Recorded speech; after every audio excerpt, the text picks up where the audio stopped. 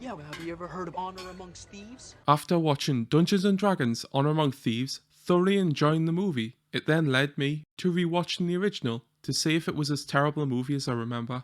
Short answer is yes, it was.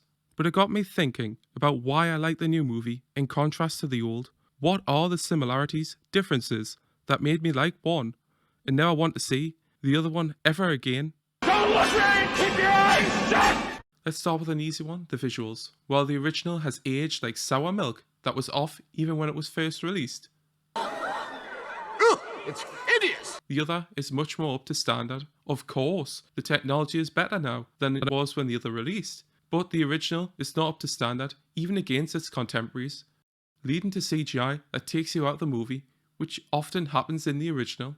Honor Among Thieves is not affected by this issue and does not get bogged down with too much CGI in the same way as the original either, which was made for spectacle over substance. However, while the CGI is a detriment to the original, I can look past this for good writing, storytelling, and characters, and this for me is where Honor Among Thieves shines, while the other one fails.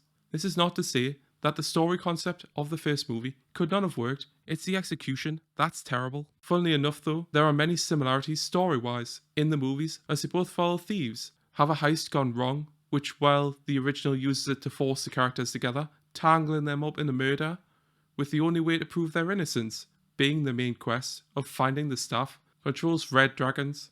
Honor Among Thieves, on the other hand, uses it throughout the story in a much more significant way, giving you backstory to the main characters, their motivations, and having the consequences of this heist become the main driving force moving the story forward. How about some more? Both parties are made up of 4 main characters that turn into 5 later in the story. Have mages want to take over the empire behind the scenes that also send out a hit squad to take out the hero's party. Damodar with his knights, There is evil here. and the Thane assassins in the other. To face puzzles and danger to get an item to help them in their quest, defeated partway through the story by the antagonists. Both have dragons, shocker I know. Dragons are a major part of the original story, where they are more treated as something as part of the world. In Honor Among Thieves, even both fighting a big battle against the wizard at the end are just some of the similarities of the movies, and I probably missed a few along the way. Oh, look. I've got you. What a shame. While Honor Among Thieves has many of the same ideas and elements as the original movie, it creates a more interesting, engaging narrative with action set pieces and comedy that works unlike the original, that puts you to sleep. But why is that? In all those similarities, Honor Among Thieves is just better in every aspect. However, the reason for this is because of how the story progresses and the difference in how the story meets and treats its characters. As stories can be changed around interesting characters, want to see how they react to different situations, and that's why people want to see sequels, to see their favourite characters again. But if you don't care about the character or find them interesting, it becomes very hard for you to care about the struggles and the journey the characters go on over the story. This is very much the case in the original. Very few of the characters are interesting, all fleshed out, most being one-dimensional, like the dwarf, elf and empress, who I don't remember the names of, and Snails, who I found annoying throughout the whole movie, whose comedy didn't land for me. I would just cut about the whole thing. The other main cast with a little more to them are Ridley and Marina for the hero's party, but even they have very little to their characters to keep you invested in the story. While Profane and Damodar, the antagonists, are probably the 2 most interesting characters, that's not saying much, as all the characters in Honor Among Thieves, even Doric, who is the weakest for me, is more fleshed out. In large part, this comes down to how each character is introduced in Honor Among Thieves, allowing time to get to know each character, understand their motivations, and allowing time for the dynamics to form between the group. While the original is so quick to get the ball rolling and the characters together, it ends up with you knowing very little about all of them, which means you don't care what situations they get into, which are not that interesting anyway. Take for instance, how the 5th character in each party is introduced. Well, you can all go find this lovely Zank and braid each other's hair. I'll find another way. While Zenk gets backstory, is used for world building, and has his own solo action scene with some great lines. In other words, Forge is a real son of a bitch. So you blame his mother for his corruption?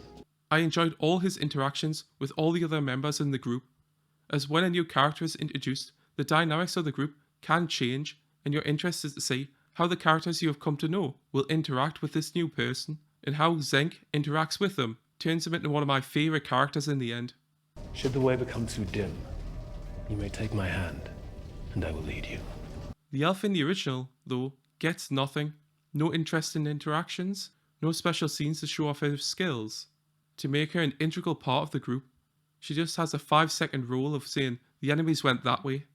She is not used when she could have been in fights, just end up as a background character, which is very much the case with the fourth character in each movie as well, as the dwarf for the original has no backstory or real agency in the movie, just becoming another character not used in any significant way, just becoming random dwarf 1. A lot of dwarves are afraid to show their true feelings. I'm not, okay? Both of those characters, if they weren't in the movie, you probably wouldn't have noticed. While Doric, in the latter, gets her own introduction scene to show what she can do and to understand her motives, solo action set pieces that are some of the most interesting in the movie, and plays a significant role throughout, becoming an intricate part of the group. As for the main characters, the linchpins of any story, in Honor Among Thieves, Edgar and Holger play significant roles. Have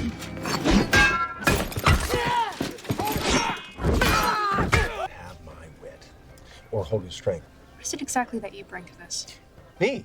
I'm a planner. You've already made the plan, so what value do you have now? If the plan fails, the existing plan, I make a new plan. Trust me, I'm indispensable.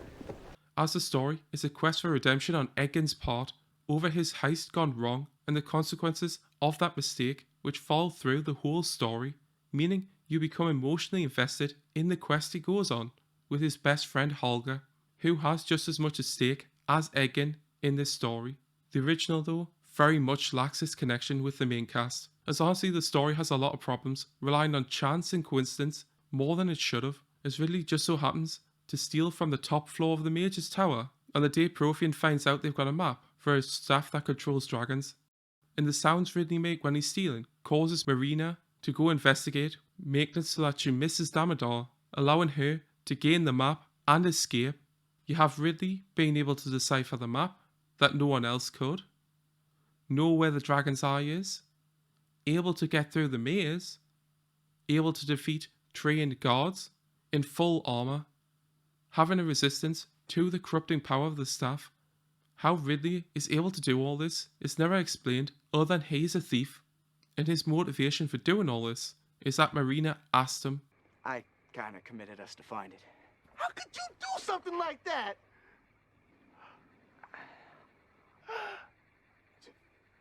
We're not leaving without Marina. Listen to you, Ridley? You gonna risk your life for a maid? As for Marina, she could and should have done more. In the movie, especially being the mage in the group, very rarely she uses magic in situations you would forget she can even use it, unlike Simon, who uses it to the best of his abilities. You people like the smell of fresh cut grass? Smell that? It's fresh cut grass. And ties into his character throughout the movie. But you're a bad sorcerer. No, Simon, he's a mighty sorcerer. He's also the only sorcerer you know. The problems continue with the main antagonist Prothean and his subordinate Damodar, leaving in question their competency throughout the movie for his plan of the coup, when in reality he would have captured the Empress and her loyal followers, then taken the staff without the need for this battle.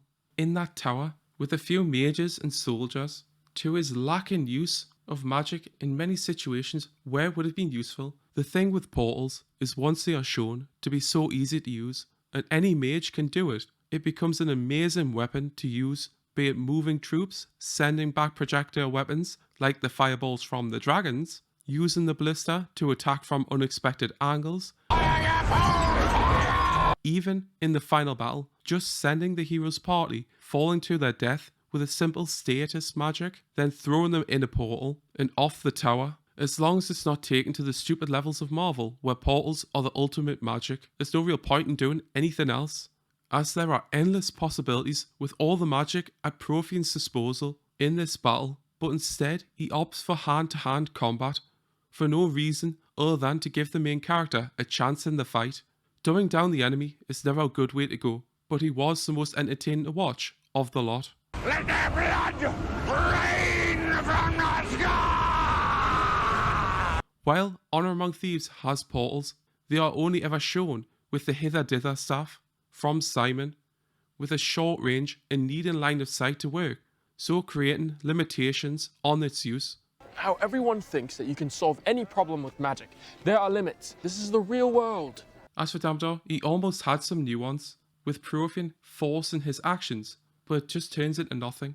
They also try to make Dumbledore a menacing threat to the hero's party, but it fails almost instantly, with him falling on his butt in his first fight scene, and with him seemingly plodding around everywhere. Dumbledore is treated like a joke. They assassinate his character in those moments, a weak hurdle for the hero's party to overcome. Oh, you want to play, do you? Unlike the Thane assassins, who pose a real danger to the hero's group. We must flee. Why? Kill them all. It is no simple feat to kill that which is already dead. The other antagonists in Honor Among Thieves are stronger throughout, especially the duplicitous Forge, Never put your trust in a con man. who was always entertaining every time he was on screen, and had some great lines with the rest of the hero's group. I don't want to see you die, which is why I'm going to leave the room. As for the Red Wizard, she played her part well, actually being a competent mage, using the magic at her disposal to be a threat to the hero's party, requiring all the heroes to fight together, rather than Ridley just doing everything in the original. All this leads to villains who were believable in their motives and plans to create an engaging story all round in Honor Among Thieves, unlike with the original, which underutilized all its characters with a lack of depth that leads you to be disinterested in their quest. Magic only ever used for spectacle, and then forgotten about in this world. A haphazard plot to find the staff with weak antagonists and main characters that leaves you question their ability, other than Ridley, who is overpowered, all culminating into a boring movie, even with many of the same elements and scenes that were enjoyable in Honor Among Thieves. Hope you all enjoyed this little dive into both films. Stop! We've heard enough. Thank you for watching.